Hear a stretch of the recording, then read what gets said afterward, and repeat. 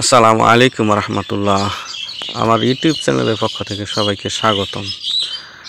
আজকে ফজরের নামাজ পড়ার পরেই আমি কলা বাগানে এসে উপস্থিত যে আমার কলার গাছগুলো কেমন হয়েছে দেখার জন্য। মাশাআল্লাহ, আমি খুবই সন্তুষ্ট যে আমার কলার গাছগুলো খুব সুন্দরভাবে বেড়ে উঠতেছে।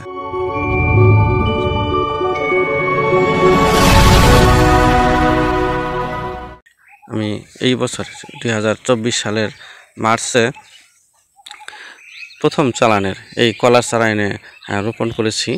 এই চারাগুলো প্রায় বিক্রি শেষ পর্যায়ে। এরপর আমি দ্বিতীয় চালানের চারাগুলোও মোটামুটি বিক্রি শুরু করেছি।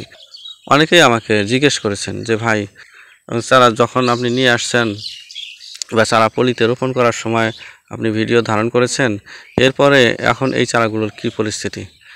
দেখুন, আপনাদেরকে যদি আমি এই চারাগুলো দেখাই, এই চারাগুলো আমি এই এপ্রিল মাসের 8 তারিখে রোপণ করেছি।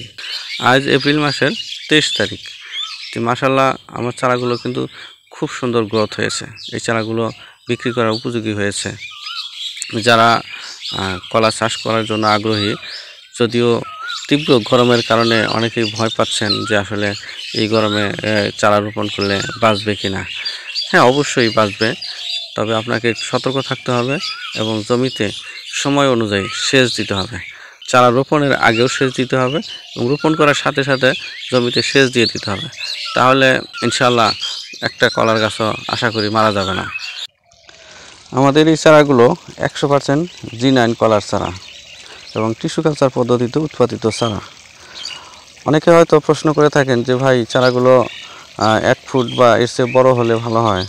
আসলে দেখেন, আমাদের নার্সারিতে যদি এই চারাগুলো আমি দীর্ঘদিন রাখি তাহলে কিন্তু 1 ফুট বা 1.5 ফুট হয়ে যাবে।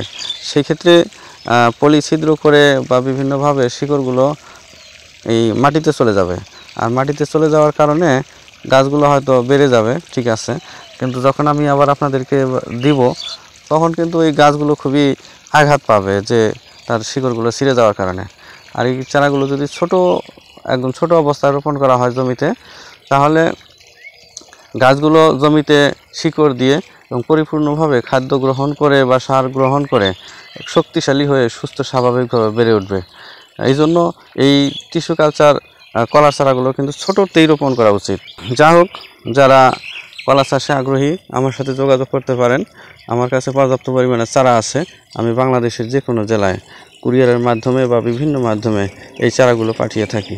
ধৈর্য ধরে সম্পূর্ণ ভিডিওটি দেখার জন্য সকলকে ধন্যবাদ। আসসালামু আলাইকুম রহমতুল্লাহ।